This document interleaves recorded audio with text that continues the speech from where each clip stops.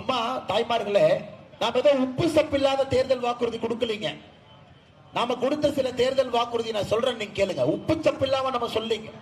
நம்முடைய ஒரு தேர்தல் வாக்குறுதியும் கடினமான தேர்தல் வாக்குறுதி, மிக கடினமான தேர்தல் வாக்குறுதி. உதாரணத்திற்கு 2019 நாம் சொன்னோம், கிராமப்புறத்தில் இருக்கக்கூடிய வீடுகளுக்கு பைப்பு மூலமாக குடிநீர் பைப்பு மூலமாக கொண்டு வருவோம். ஐயா, நம்ம சொல்லும் பொழுது இந்தியாவில் கிராமப்புறத்தில் பைப்பு மூலமாக குடிநீர் வந்தது வெறும் 17% மட்டும்தான். வெறும் 17% மக்களுக்கு மட்டும்தான் கிராமப்புறத்தில் குடிநீர் பைப்பு மூலமா வந்துச்சுங்க ஐயா. 2019 நாம் அறிவித்தோம். ஆட்சிக்கு இரண்டாவது முறை வந்தவுடன் இன்னைக்கு 73% கொண்டு போயிருக்கிறோம் ஐயா. தண்ணி பைப்பு மூலமாக வருவது 73% கொண்டு போயிருக்கோம். 73%, 73%. எவ்வளவு செலவு செய்திருப்போம்? லட்சக்கணக்கான கோடி ரூபாய் ஐயா ஜல்ஜீவன் திட்டத்திற்கு மட்டுமே பாரத பிரதமர் நரேந்திர மோடி அவர்கள் செலவு செய்திருக்கிறார். நம்ம உப்புச்சப்பில்லாத எந்த அறிக்கையும் இல்லைங்க ஐயா. ஒன்னொன்னு கஷ்டமான அறிக்கை. ராமர் கோவில் கட்டுவோம், எப்படி கட்டுவோம் சொல்லுவோம். 2019 தேர்தல் அறிக்கை. அதாவது எங்களுக்கு தனி மெஜாரிட்டி இருந்தாலும் கூட பாராளுமன்றத்திலே சட்டத்தை கொண்டு வந்து ராமர் கோவிலை கட்ட மாட்டோம், சட்டம் மூலமாக கட்ட மாட்டோம். சகோதரத்துவத்தோடு கட்டுவோம். எல்லோரையும் அரவணைத்து எல்லா மக்களையும் நம்மோடு அழைத்து சென்று உச்ச நீதிமன்றத்தில் 1880 என்னென்ன வழக்குகள் இருக்கிறதோ அத்தனை வழக்கும் தர்மத்தின் அடிப்படையிலே தீர்த்து ராமர் கோயில். ஐயா, நம்ம ராமர் கோயில் 2014 கட்டியிருக்கலாம். 283 தனி பெரும்பான்மை நம்ம இருந்துச்சு. பாராளுமன்றத்தில் ராமர் கோவில் சட்டத்தை கொண்டு வந்து கட்டியிருக்கலாம். ஆனால் பாரதிய ஜனதா கட்சி அப்படி செய்யாது. ஒரு பிரச்சனையை ஒரு பிரச்சனையாக தீர்க்க நாம விரும்பலைங்க. அதற்காக பொறுத்திருந்து 2019 303 எம்பிக்கள் நமக்கு இருந்தும் பொறுத்திருந்து உச்ச நீதிமன்றத்திலே குழந்தை ராமர் எல்லா வழக்கையும் சரி செய்து அந்த கோவிலுக்கு பூமி பூஜை போட்ட பொழுது முதல் பத்திரிகையை ஒரு இஸ்லாமிய நண்பருக்கு கொடுத்து அவரை வர சொல்லி பூமி பூஜைக்கு.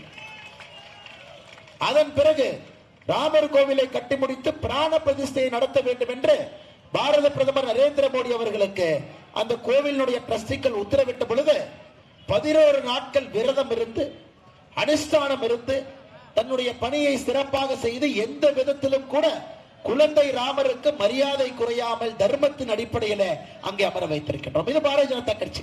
இது நம்முடைய தேர்தல் வாக்குறுதி. 2019 மீன்வளத்துறை அமைச்சகத்தை உருவாக்குவோம். உருவாக்குவது மட்டுமல்ல, மத்திய சம்பத்த யோஜனா என்கின்ற திட்டத்தை கொண்டு வருவோம்.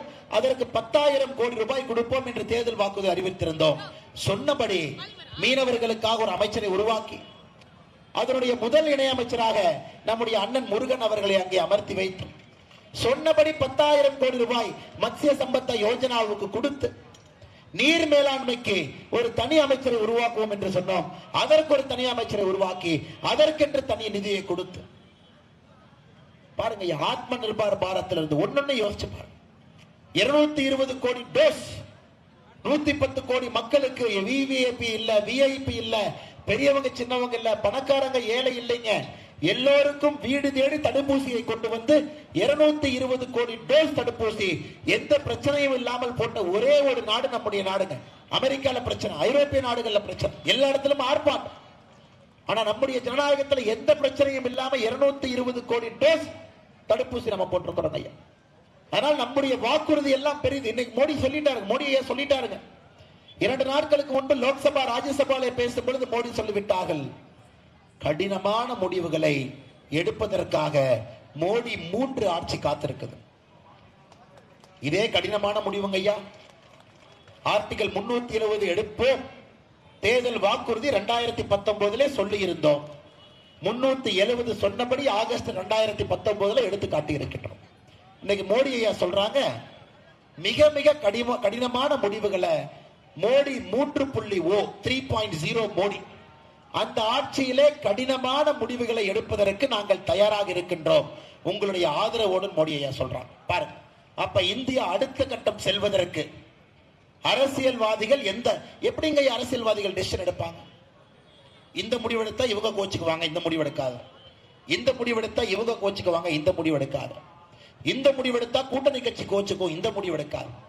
கடைசியா எந்த முடிவெடுக்காத 5 வருஷம் சீட்ல ஓட்டிட்டு போயிடலாம், அதுக்கப்புறம் இலவசத்தை சொல்லிடுவோம், ஏதோ 2 இலவசத்தை வச்சு ஆட்சிக்கு வந்துடலாம். இப்படித்தான் தமிழ்நாட்டில் அரசு ஓடிட்டு இருக்கு. நீங்க பாக்குறீங்க, கடந்த 70 ஆண்டுகளாக தமிழகத்தினுடைய அரசியல் வரலாறு என்பது இது மட்டும்தான்.